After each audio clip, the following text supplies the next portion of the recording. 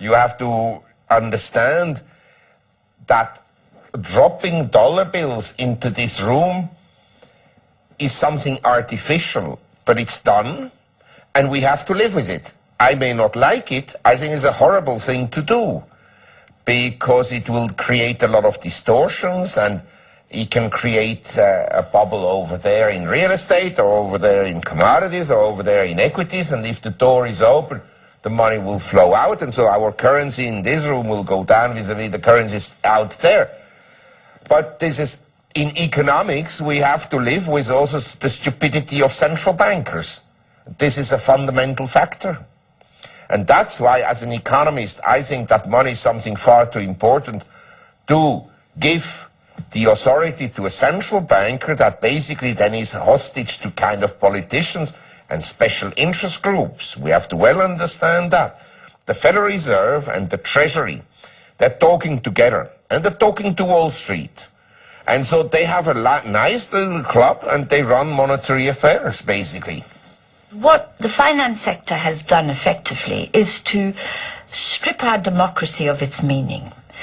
We find ourselves, bailing out banks. We find ourselves in massive deficit for things that we as a democracy haven't decided upon, really. We find ourselves effectively governed by the bankers. They tell us what needs to be done. They tell us what they want. We provide. But we're never asked. The finance sector must be servant, not master of the economy. Start with that principle. And to do that, then, we have to regulate it. And it's not just enough to separate the investment banks from the deposit-taking banks, although that's important. It is also very important from my point of view that we should manage the flow of capital across the world. Banking should look as a smaller part of the economy. It should look boring and dull, and it should serve the interests of the economy as a whole. It should be profitable, of course. People should be allowed to make a bit of money out of acting as intermediaries, but it shouldn't be that profitable. It should be a run-of-the-mill, boring part of the economy.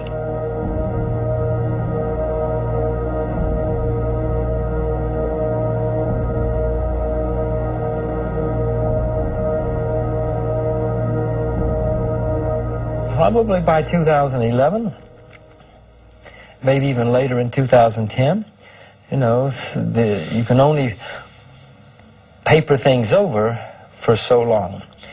I would suspect that this time next year, I will be getting very worried, if I'm not already, if it hasn't already hit.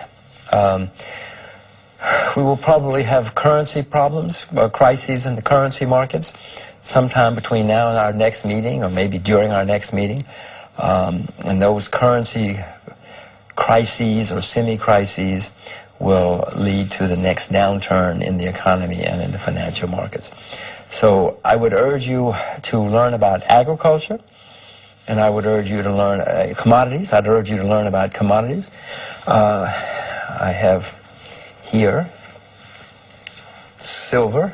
You can learn about gold. Let's see, what else do I have in here?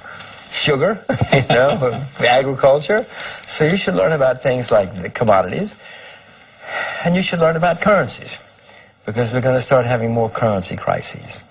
Dubai may be the first. Vietnam devalued its currency recently.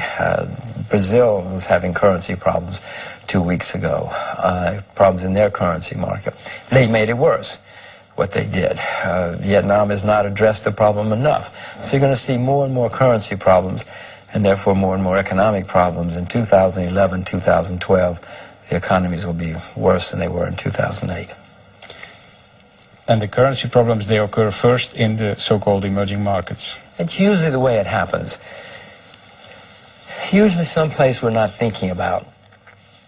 Suddenly, we're not thinking about it because it's a small place. Not many of us think about Latvia every day. For Latvian we do, but most. So the problems start in a place we're not thinking about. And then that infects somebody else, and it grows, and the next thing you know, everybody's looking around and say, oh my God, how'd this happen? But it starts. That's why you need to watch. If you have cracks in a building and you put white paint on it, it looks better for a while. and that is what is happening in the economy at the present time. We fell off a cliff, we stabilized because of all the stimulus, but we're not growing much, and we're not going to go back to the peak economic activity of 2.5 years ago. And then, if things don't improve, they will have to have more stimulus packages and more money printing.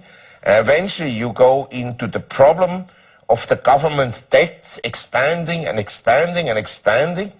And when it will become necessary to increase interest rates, the problem will be that the interest payments on the government debt will go up dramatically in the US. So you could end up with essentially a structure where 50% of tax revenues will eventually be used just to pay the interest on the government debt.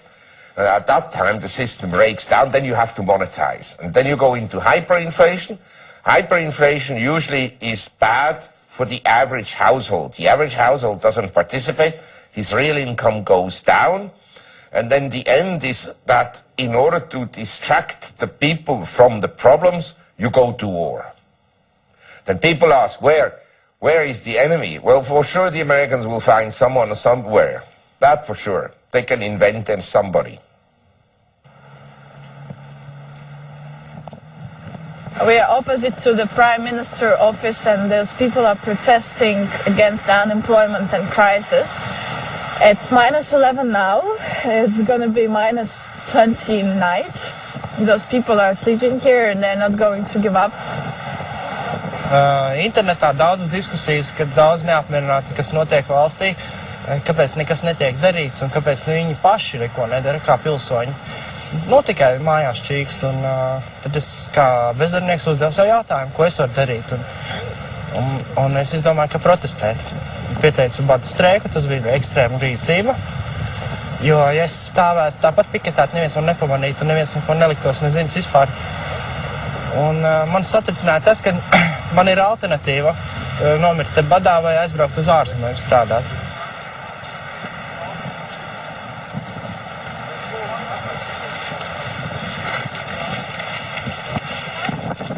Jo, kad tev ir izvēle pamest savu dzimteni, kuru mums rietumos ar neviens negaida, es zinu attieksmi pret iebraucējiem, tad, un vispār tas zem mana goda atstāt savu valsti. Principā tā ir jau, man jāaizbrauc. Tas pats, kas kādreiz okupācijas karaspēks Krievija mūs cilvēkus izved uz Sibīriju, tad tagad tiek darīts viss, lai mēs aizbrauktu paši projām no šejienes. Вот у меня висит мой плакат, потому что это геноцид, уничтожение народа, который я хочу показать перед всем миром, перед всей страной. У меня есть такая возможность. Как нас уничтожают. Я порядочный отец. У меня нет выбора. Никакого. Я уже думал, что уеду обратно в деревню.